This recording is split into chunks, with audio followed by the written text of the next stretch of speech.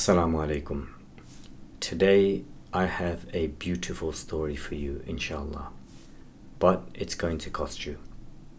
There are three things I would like you to do, please, before I continue. The first one, share this video with at least one other person and ask them to subscribe to my channel. The second one, please make dua for me, that whatever duas I have in my life at this moment, Allah subhanahu wa ta'ala accepts and answers them. And thirdly, make dua for each other. Make dua for anyone who is watching this channel, that Allah subhanahu wa ta'ala answers their duas, fulfills their dreams, and removes any hardships or obstacles in their life at this moment. Say Ameen. Bosnia is a small country in the center of Europe, and in the 1990s there was a genocide that took place there of the Muslim population by Serb Christian nationalists. Hundreds and thousands of Muslims were killed and they were slaughtered, and atrocities, many things. I won't go into the details of what happened there. But in the summer of 1995 there was a series of battles that the Bosnian army, the Muslim army, that they undertook to take back territory from the Serbs, and they were assisted by hundreds of foreign volunteer fighters from around the Muslim world.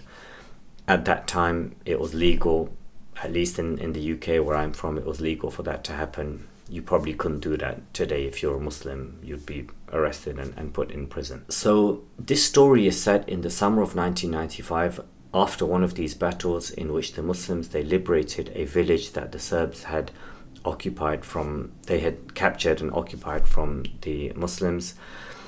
So the Muslims have gone in, the Muslim fighters, they have, together with the Bosnian army, they have gone and liberated this village. The enemy have fled and they've left the village, and they've gone some distance away and they're firing mortar rounds at this village because they know that the Muslims have come here. So they're firing mortar rounds they're shelling this village.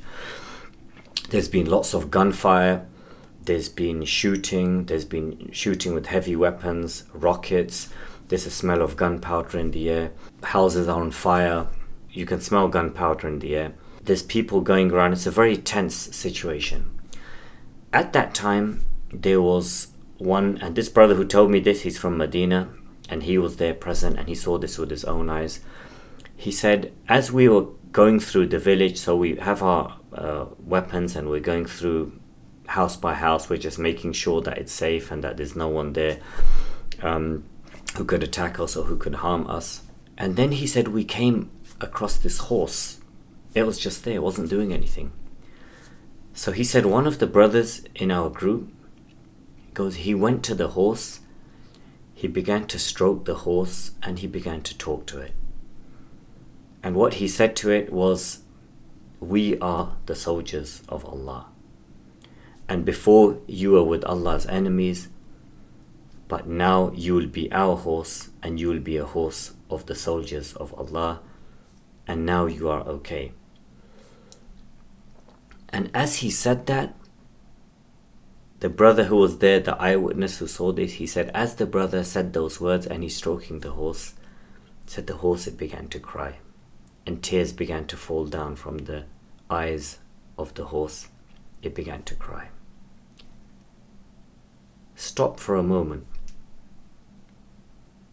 Stop for a moment and reflect upon what I just said. If that has affected you, make dua to Allah subhanahu wa ta'ala right now to help you to change your life and to improve your life and to make it better. This is not something that I found on TikTok or I read somewhere. The brother who was an eyewitness to this, he told me this story many years ago, maybe 30 years ago. What this brother was doing was talking to the horse's heart. You know, people have this idea that animals are stupid because they can't understand us, or we don't speak their language, or other people who speak a different language, we have this impression that, oh, they must be stupid.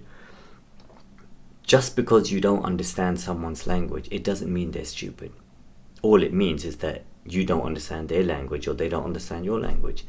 If they speak your language very badly, the odds are that they speak another language very good, which you have no idea about. It is said that only 10 or 20% of communication is the words that we speak. And the rest of it is body language. That's why you can find that you could go to another country and you may not know a word of their language, but you can have a conversation with the people there, but through gestures and sounds and body language, and you'll be understood and they'll be understood. Because most of communication is not words. Words is just a small part. It's body language. And the communication is with the heart. That's why the scholars in the past, they used to say that words from the mouth, they stop at the ears, but words from the heart, they reach the heart. The heart is really important. To care about the feelings of others. To care about what the other person is feeling. Whether they are a person or whether they are an animal. It's really important to consider how your words and your actions will be received by the other person. It's essential to care about the feelings of others, whether they're humans or animals. You see, in the Western world, there is a lot of care for animals. You have shelters for dogs, for cats, for donkeys, for elephants, and that's a good thing. But what is not good is that they don't have the same level of care for human beings. And then you have in the Muslim world, unfortunately, there is a lot of, in some Muslim countries, a lot of cruel mistreatment of animals. It makes you wonder, if this person is treating this animal like that, how is he at home? How is he treating his wife, his children, his family at home? Because this is how he's treating an animal. If you can't have empathy to an animal, how will you have it towards another human being? And that's why animals, children, elderly, the disabled, they are the most vulnerable to abuse because they have no voice. And how you treat the people in these categories, children, elderly, disabled, animals, how you treat these categories of Allah's creation, it's an indication of your relationship with Allah subhanahu wa ta'ala. The Prophet ﷺ, he told us a story of how an immoral woman, a prostitute, she entered paradise because of a dog. She went to the desert and she took water from a well and she drank from it, and there was a dog there that was thirsty, and she put in her leather sock and she took out water from it and she fed the dog. For that one action, Allah subhanahu wa ta'ala was so pleased by that one action, that one act of kindness that she showed towards a dog. And as a result of that, Allah forgave everything that she did. All the sin that she did, Allah forgave it and admitted her into paradise. And then there's another hadith where there was a woman who entered the hellfire because of a cat. She tied up the cat, and neither did she feed it, nor did she leave the cat to eat from the vermin of the earth. And the cat, it starved to death. And Allah subhanahu wa ta'ala, in some narrations they say that this woman, she was an otherwise devout woman. I mean, I don't know where that narration is from. But the fact is that Allah admitted her, Allah condemned her to the hellfire because of that cat. When Allah subhanahu wa ta'ala, as Muslims, we believe the saliva of dogs is unclean. If the dog touches you or your clothes, you have to wash it or clean it before you can pray. But that doesn't mean we should mistreat dogs. The pig is an animal which is forbidden for Muslims to eat because it's considered unclean. But that doesn't mean we should mistreat pigs. They are still Allah's creation. How we treat the other creation of Allah is an indication of our relationship with Allah subhanahu wa ta'ala. The Prophet ﷺ taught us through his words and through his actions how to treat animals. He said, don't treat your riding beasts like seats, like chairs that you're just sitting on there, because there were two Sahaba who were just sitting there side by side on their horses or camels, and they were just chatting to each other. The Prophet ﷺ said, if you're riding them, that's okay. But if you're not riding them, don't just sit there. Don't treat them like seats. Get off. Don't overload them. The Prophet ﷺ even treated his enemy well. And these were people that had harmed him and that had tried to kill him. And he was kind even to them. That was then. But look where we are now. Look how far we have come. Muslim social media is the worst and most toxic type of social media. Look at how we attack each other. Abuse, judgment, criticism, shame, blame, name calling, taunting, ridiculing. Look how far we have come. No consideration for what our words that we say may impact on the other person, how they would feel by reading those words.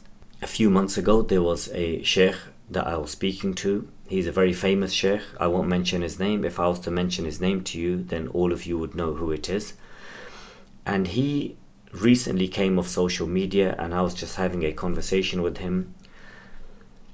And he said it's not the criticism that I am bothered by. He said it's not the criticism. He said when you're in the public eye, when you are a person of knowledge that people look up to, you expect to be criticized. He said, I don't have a problem with that. Or people challenge something that I've said, or they don't like something that I've said, they've said it's wrong. He said, I don't have a problem with that. But personal attacks on my integrity and sincerity, that the reason I did XYZ is because I'm a sellout, or the reason I did XYZ is because I'm being paid, or I'm someone's agent, or something like that. He said it was just not worth it for me to put myself through that and to put myself through that headache. And he decided to come off social media as a result. And that's a big shame. This story I told you was about how this brother, how he treated the horse. He treated the horse the way the Prophet Muhammad ﷺ would have treated that horse. That horse, picture the scene. It must have been petrified. It must have been scared. It must have been traumatized. There's been gunfire. There's explosions all around it. It doesn't know what's happening. The people that it was with, that they've like gone away and it's just there by itself. It doesn't know what's going to happen to it. And in the midst of that, a brother who is wearing, he's a soldier, he's wearing army clothes, he's got his rifle, he's got bullets, he's got his hand grenades, and he's come there to that animal, and he's stroking that animal and speaking words of comfort and reassurance to it. That's how the Prophet ﷺ would have treated that animal. The Prophet ﷺ, he showed kindness to even a tree stump, an inanimate object like a tree stump. When the Prophet ﷺ used to lean on it in Medina when he was giving his lectures, and then when he moved away from it, he was giving the khutbah on Friday, and the tree stump, it began to groan like it was crying like a child, and the Prophet ﷺ went to it and he consoled it. That's the example that we follow. Where is this kindness gone? Where is this consideration for the feelings of others? Where has it gone? How far have we come? Look at how we treat each other on social media. No room for someone to make mistakes, to slip up. Such toxic abuse that we level at each other. And the way we attack each other, and then we wonder why our enemies are able to come and cut us to pieces when this is how we are with each other. The other lesson from this story, that brother who stroked the horse, he was a fighter, a combatant. He was not a civilian. And this goes to show that what is this action of jihad, this act of jihad, what is it supposed to be? What was it traditionally, historically in Islamic history? An act of love, an act of compassion and care for all human beings and animals. Not an act of hatred or revenge. Killing, cowering women and children, causing children to cry and be terrified, elderly people, burning people alive, violating women. All of these actions that are being done or have been done in recent years in the name of some type of jihad. What jihad is this? It's not the jihad of the Prophet ﷺ. It's not the jihad of the Sahaba.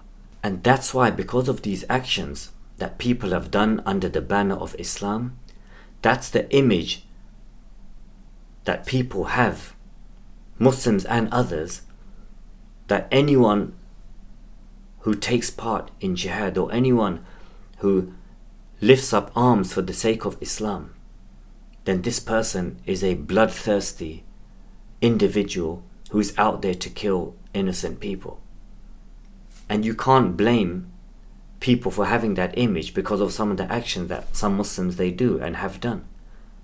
And trust me, I know. I was in that world for many years. Jihad is an act of compassion, an act of justice, an act of love, an act of mercy. That's what it should be. So anytime you see anyone that is doing something in the name of Islam or under the banner of jihad, if it's causing misery to people, if it's harming innocent people, then something has gone wrong. That is wrong. So this was today's story. Please, let us be considerate. Fight injustice where you must. Stand up and speak out against injustice and wrong. But do it with compassion and care. Don't make it personal. Don't do it out of hatred or revenge. Do it out of compassion. And you can fight injustice with compassion. Don't be a pushover. I'm not saying be a pushover and allow people to tread over you. But do it with compassion, because as Muslims we believe in a higher purpose. We believe in something that is bigger, where Allah subhanahu wa ta'ala has put us on this earth to save the people from the hellfire and to bring justice to the people who are living in darkness and to bring them into the light. If you enjoyed this video, please like it, subscribe to my channel, turn on the notifications bell, and share this video far and wide so that others may also benefit from it and they may also make a dua for you. Until the next episode, Assalamu alaikum wa rahmatullahi wa barakatuh.